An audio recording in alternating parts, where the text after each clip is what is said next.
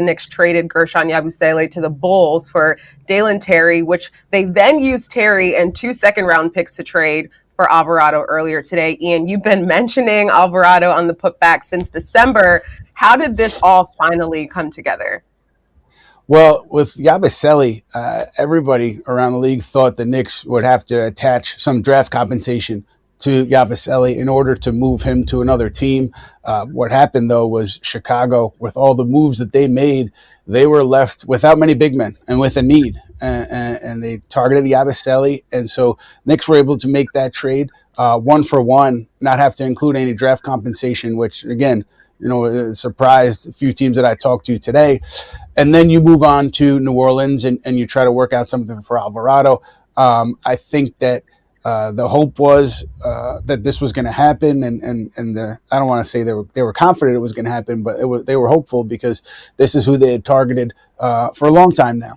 And if you remember back in training camp, Knicks had Malcolm Brogdon, the veteran point guard, in camp, and I think the plan was for him to be on the roster. He obviously retired before the regular season, but that tells you a little bit about what they were looking for with the backup point guard spot.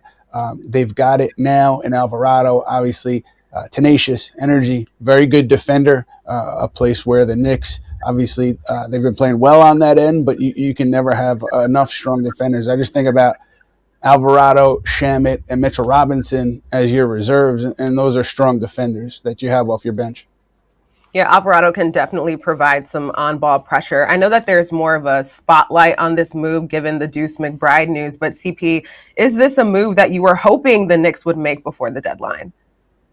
Yeah, for sure. Just in terms of the assets that the Knicks had to work with at this trade deadline, this was one of the margin moves that I expected the Knicks to be heavily favored in winning. And in Jose Alvarado, they get a scrapper. He's going to be able to fight from 94 feet.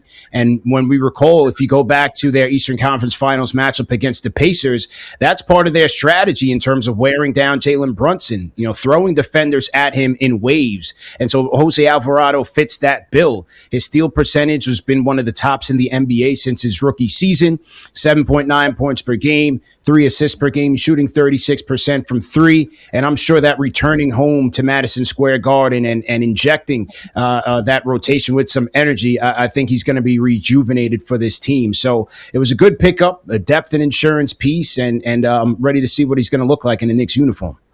Yeah, I'm excited to see how this homecoming plays out for him. But Ian, can you tell us a little more about the financial ramifications of the deal? Alvarado holds a $4.5 million player option for next season. Yeah, friend of the show, Yossi Goslin, all over it. You got to follow him on Twitter at Yossi Goslin. He says that the Knicks actually saved close to $1 million with both transactions here, and they can now sign a player off of waivers. They have enough room to be able to do that, enough room between the second apron and where their team salary sits.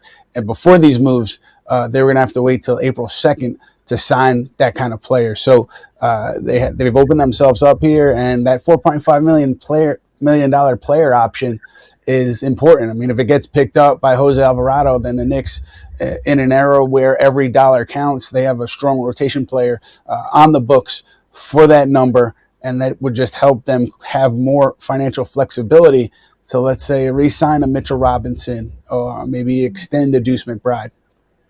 Yeah, I was going to ask you, Ian, quickly, are there any names that stick out to you as to who they could sign? I know you talked about, potentially re-signing Deuce or Robinson, but are there any other names that come to mind?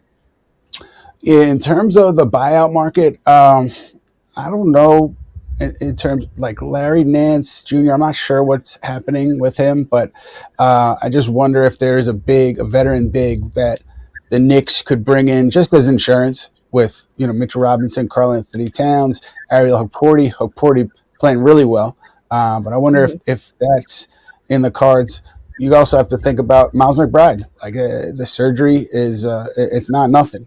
And so do you look for an insurance there in the backcourt? And so I don't have any specific targets at the moment, just areas of the roster where they were looking to bolster via trade or otherwise. Yeah, definitely something to keep an eye on moving forward. CP, you mentioned it, Jose Alvarado is a Brooklyn guy. So how do you think he'll fit into this roster and playing at the Garden? What kind of a difference does that make for a player when you can now play at home?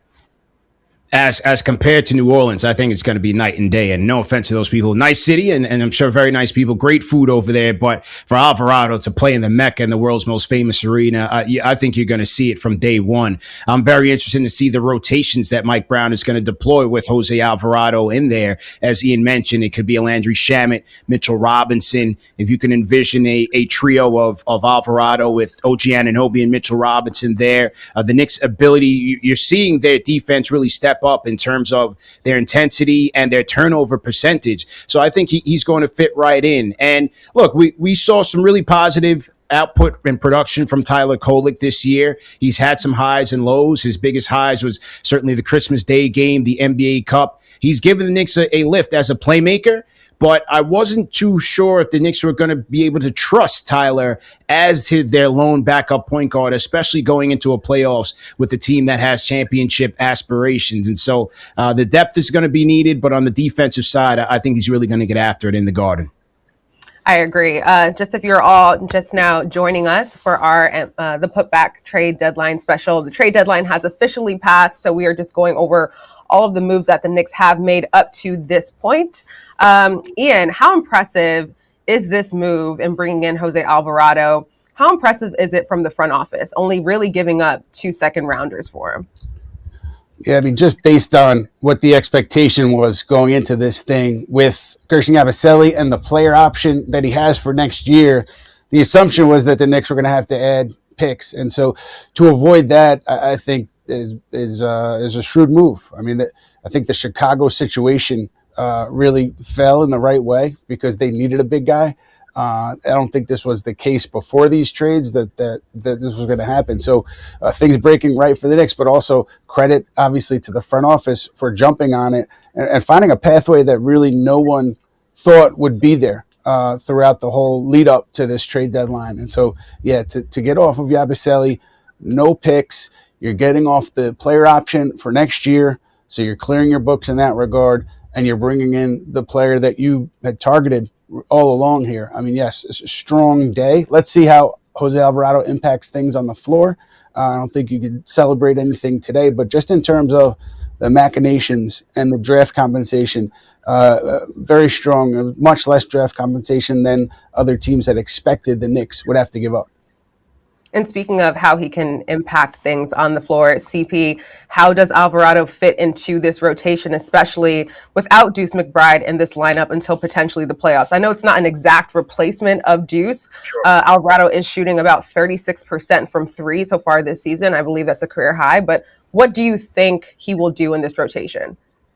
Yeah, similarly to Deuce, 3 and D. That's where Alvarado will shine. That's where a lot of his shots come from. A good majority of his shots will come from three-point land. And the way that the Knicks have been able to spray the ball, they're playmaking for each other, and they're really feeding off of their defense as of late, I think he'll fit in quite well with this team and build chemistry with those guys quickly. We saw the tweet from Josh Hart. He seems to be anticipating playing with Jose Alvarado. Josh Hart is a guy who I look at him as their point guard in transition. So those two guys could be interesting to see how they operate out there on that Garden floor. So I think Jose Alvarado is certainly going to bring an interesting dynamic to this team.